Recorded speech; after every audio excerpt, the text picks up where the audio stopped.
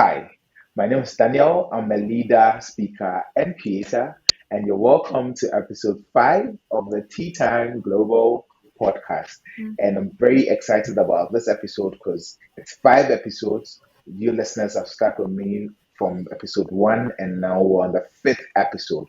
And before I go into the surprise I have for you today, I want to do a quick recap on episode 4. In episode 4, we spoke about motivation and how to boost your motivation. And I shared with you 3 insights on how you can do that. So if you missed episode 4, go check it out. For today, like I said, there's a surprise for you. And I'll be having someone on the call today. So this is the very first time someone is joining us on Tea Time Global Podcast. We have a guest on call today and we'll be having a very exciting conversation. Tell you a bit about her. Our guest for today is she was recently featured on Poets and Quants as part of the 2023 MBAs to Watch. And for those of you who don't know what Poets and Quants is, it's basically a platform that shares MBA students' journey and also rankings of universities, MBA universities in the US. So basically everything concerning MBAs in the US. And if you're excited about MBAs in the US or you're looking forward to starting your program or you want more information about MBAs in the US, Quartz and Quants is a platform to go to look out for that. She has a BSc in Business Administration from the University of Ghana, and she did a diploma in International Marketing from the Arctic University of Norway. And also, she did a dual degree, that's an MBA and an MIS at the Katz Business School at the University of Pittsburgh. And currently, she works with Microsoft Incorporated as the product marketing manager. Folks, help me welcome Pearl Jakado, who we were having a conversation with today on the Tea Time Global podcast. Hi, Pearl. How are you doing? Daniel, I'm doing so well. How about you? I'm awesome. Great to have you on the Tea Time Global podcast.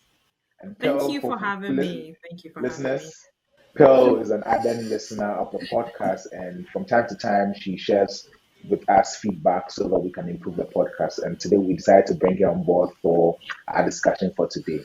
So, Pearl, before we go into the topic for today, can you share with us what you've been up to this past few weeks at Microsoft? Share with the listeners what you've been doing. Right. Before I dig into it, I'd like to say a very big thank you. I'm very honored to be part of your discussion today. And also a big congratulations to you, Daniel, for putting all of these insightful conversations together. It's such a great time that all of us need to hear such words of encouragement and wisdom. So thank you for being the one putting all of these together and thank you for sharing. So you Thank asked what you. I've been to. You've asked what I've been up to. So like you rightly mentioned, I began working with Microsoft, and that has been since July this year. And I just graduated from my MBA program in April this year. So between April and July, it's been a transition because I had to relocate from Pennsylvania to Washington, and also it's also been a transition from MBA relaxed life and submitting your assignments when you want to ramping up and trying to learn all the products and everything that you possibly can in a company as big as Microsoft. Like, So of you can course. see the transition even in my voice from the relaxed environment to school. Not that the MBA is easy, but between the MBA and the rigorous work environment, that transition has been huge. And so that's what I've been up to, learning as much as I can. Great. And right after the question I want to ask you, so you might want to take a huge guess on that. What do you Yeah. think, well, and this is going into what we're going to be discussing today, though. What do you think the easy, are the two easiest answers to any question or almost every question I think my wildest guess would be a yes or a no. I mean, if you ask me a question, I'm either agreeing or disagreeing. of today's conversation with Pearl? We're going to be talking on about how to set Yeah. the importance of setting boundaries, and that ties into the yes or no question. It's the importance of setting boundaries and My very first question for you, Pearl, will be: do you even think it's important to set boundaries in the first place? For somebody who has gone through the MBA journey and currently working with Microsoft, do you think it's important to set boundaries? Refer to your listeners to a book that I read that has been very helpful. It's entitled Boundaries: When to Say Yes and How to Say No to Take Control of Your Life. And it was written by Dr. Henry Cloud and Dr. John Townsend. So this book talks about how to set boundaries not only at work but also in your relationships with, let's say, your siblings, your relationship with your spouse, your relationship with your friends. And I think that boundaries for us are like the way we have gates and doors at home. So, in every house, there's a gate or two before you can enter into your friend's house. There's a gate, and so you have to ring the doorbell, you have to knock the door, and then they let you in. You just don't keep walking from every house to house without knocking at a door or a gate. And so that is why boundaries exist, so that we can keep a certain space enclosed. It's also very important for us, even for our mental health, our physical well being, also our satisfaction in our relationships with other people, and ensuring that we do not burn out at work, in our relationships, and all the things that we want to do. So, boundaries are very important in terms of putting some guidelines in terms of prioritization and also being able to keep our sanity. How do I set boundaries, which you've touched on, and also how do I navigate such things if it's creating some conflict for me, either at the workplace or my relationship? That's a great question that you asked, Daniel. And I think that in order to be able to set boundaries, we have to advocate for ourselves. Nobody is going to speak on your behalf. You are the one who knows what season in your life you are in. And a typical example is, I think I began my MBA journey between 2020 and 2021. And during that time, there was a lot to do because there was work that I had to complete within certain time. And I also had my MBA applications that I needed to turn in. And MBA applications typically have, let's say, round one, round two. And so, for example, if I wanted to meet a round one deadline, I had to make sure that I completed my MBA application. And anybody who has done an MBA application knows how rigorous that can be, the moving parts that you have to get together. And you're not just applying to one school, multiple schools. So all the schools have different requirements that you have to meet. And there's also the social part where your friends want you to attend their weddings, their parties. So I think I got to a time in my life when I was most of the time frustrated because either it was affecting my productivity at work. And I don't know how many of you can connect with the fact that when you have so much on your mind, between 8 to 5, you're just unable to do anything because you're thinking, your mind is all over the place. So that was happening to me. I didn't feel that my Yeah. MBA essays or my applications were going in the right direction. And I just happened to be disappointing a lot of friends because I couldn't show up to one event or the other. And I wasn't clear about it. That was a painful part. I wouldn't let them know if I was going to be able to show up or not. And so that was a lesson that I learned the hard way, to be able to set boundaries for myself. That work ends at, say, 5 or latest by 6 p.m. And I have to shut down my laptop. That work has ended. And then there'll be time to continue the next day and move on to my MBA application and work for, let's say, 2 to 3 hours. And then if there were social events that, because I had to go for, let's say, GRE classes, and GRE classes is a standardized, GRE is an exam, a standardized exams that you take towards your GRE. And then if there was, studying I had to do over the weekend, and so for Yeah. that matter, I couldn't attend a friend's wedding. I had to be very clear about it. I cannot attend your wedding because I'm at this stage in my life. I'm in at this season of my life that I cannot attend your wedding. Those that I could squeeze in time to say attend the reception, I would try to, or try and make it up with a gift or visit later. But I just needed to have an inner self reflection and understand the season of my life that I was in and be able to set those boundaries for myself. So it was really important. It helped to improve my productivity. I was able to turn in my applications better. And I was also being able to be honest with my friends and tell them what I could do and what I couldn't do in terms of attending whatever invitations that they sent out to me.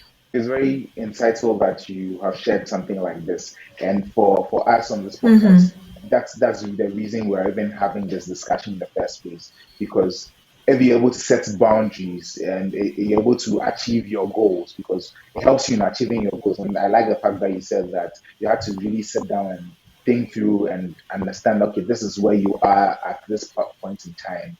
And these were the things that were limiting you from achieving what you had to achieve, which was your MBA, getting to a good school, having, and Yeah. or even at the point you had to now All right. put together a good essay and work. Certain things were distracting you and all of that. Yeah. So it's basically sitting Yeah. down to understand, where am I at?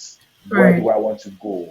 What are the things that are preventing me from getting there? And what can I really do to ensure that these things are out of the way so that I can focus on the goal? There are so many things that might prevent you from achieving your goal. I need to be able to sit down and understand that these are the things. Let me get those things out of the way and focus on the things that can help me achieve that goal. And the next thing that you said was also Yeah. being clear, letting the people around you understand that this is what I'm up to, and at this point in time, these are the things that I might need for, I might not be available for. Once you're able to be clear and articulate these things clearly, I think people will start to understand these boundaries. And that moves me to the next thing I want to ask you. Should you always be very firm and assertive and say that, you know what, these are my boundaries? Or for Yeah. you, how was it? Were you always like, these are my boundaries, I'm done, I'm going, that's it? And then, or how was it for you? At some point, do you have to really compromise? How does it work for you? I think it really depends, Daniel. It really depends on the situation. So I think I'll take a page from my relationship with my husband. And anybody who knows me knows that I love to work out, and I think my husband is is the one that usually sees how much time I spend in the gym. And so, but I think he's come to respect that that space is very important for me. It gives me time to, refresh and reboot. And the gym is a place where I feel that I don't have to think about work, that, everything is at peace. And so every day, typically, if I spend an hour and a half at the gym, that I needed to be in the gym between 5 and 6:30, he's very respectful of the time. And if a conversation is not urgent, he's not going to call me whilst I'm at the gym to say, okay, I know you're at the gym, but we have to talk, when he knows that it can wait. So that's a boundary that he's respecting. And also, to your point, that would I always keep my stance about 5 to 6:30 p.m. being at the gym? If my husband had a bad day, and for that matter, I needed to spend time with Prince, that's my husband's name, I needed to spend time with him and comfort him and just be there for him, I think it's reasonable to show some form of empathy, that even though I needed to be at the gym between 5 and 6:30, you also need to be able to pay attention to those around you. However, I would also give an example of a friend who had to set a boundary and stick to it. So my friend's name is Debbie. She worked at the World Bank, and she was in a different time zone. So in her time zone, she had to, when it was 5 p.m. at her end, it was 2 p.m. at her colleague's end. So she could either be in, so there's the East Coast or the West Coast in the US. So I think at the time, if it were 5 p.m. EST, it will be, that's Eastern time. It will be 2 p.m. PST. That's Pacific time. And Deborah used to complain about how her colleagues would keep sending work and emails and expecting replies, even though it was 5 p.m. at her end, where she typically should have closed, forgetting that she had started working 3 hours earlier than them. And she couldn't get any, resolve from that till she put a line in her email that my work hours are from, say, 8 a.m. to 5 p.m. EST. And if you needed me to attend to anything beyond this time. I'll take care of it the next morning. So if you had to send her an email, that notification will pop up and it was a reminder that you needed to respect her boundary. So, yeah. I All think that's a right. very clear example of how you set boundaries by being articulating your points to the people around you and letting them know that this is what my boundaries are. Because sometimes you might set boundaries and once you don't communicate it, you assume the people Right. around you should know. Right. But the truth is they might not know and they might still keep on bombarding you with stuff. And especially in the corporate space, people will want you to help them do what they have to do and nobody will really understand that okay you're not available but once you clearly articulate that within this time window you won't be able to access me, people will now tend to, it might take a while but people might tend to start respecting that and it Right. will help you also reduce the fact you getting bent out. So I Right. think that's a very clear example of how you can do that. So thank you so much, very lovely discussion, and any final words for our listeners for today? Yes, if there are any words that I want to leave with your listeners is that we should remember to advocate for ourselves. We are going to be the best evangelist of ourselves. We are the best people to know at which stage of our lives we are in, and we should also be very articulate in having conversations with people to be able to understand, to let people understand our bandwidth and what we are capable of doing and what we cannot. And ultimately, there's a quote that I love so much from my uncle that is, to be clear is kind. So being clear with people, letting people understand where you are, what you can do, what you cannot do, and just showing so much empathy. Being clear about it is kind, as a way of showing kindness. Whilst to be unclear to the people that will just not show up, just a no show, and just not being clear about what situation is happening in their lives. That's unkind because nobody really understands and nobody's able to truly support you. So just remember that as you're being clear about your boundaries, you're showing kindness to yourself and the other people involved. And whilst you're being unclear, you're being unkind to yourself and the other parties involved. Great, great. For me, my key takeaways, these three key takeaways for me will be the fact that you mentioned that we are our own evangelists, so nobody understands you better than you do. So set boundaries, clearly articulate these things and let people know that these are my boundaries. And the next thing for me is the fact that you need to be able to empathize with people, understand people, and also communicate clearly. So there's one point where you set the boundary, and then once you set the boundaries, know that people around you sometimes might be having bad days. And share an example about your husband, and you need to be able to see how you can come to a middle point or say or come to a compromise. It's not every time that you might say these are my boundaries and I'm sticking with it, so that you can also reduce some conflict in your environment. Let me give a caveat about the example I gave about my friend at World Bank. So, we later had a conversation where she mentioned that World Bank was a fantastic place to work. I think she just needed to remind the people that they were in different time zones. And once she did that, um, the lines were very clear and people were very respectful of that. So, World Bank is a fantastic place to work. It's just that sometimes you need to remind people of the time differences that they have. Folks, that's been our podcast for today, episode 5. And we're talking about boundaries, the importance of setting boundaries. And I had Tel Jakado of Microsoft Incorporated with us. And it's been an exciting discussion. And catch you on the next episode.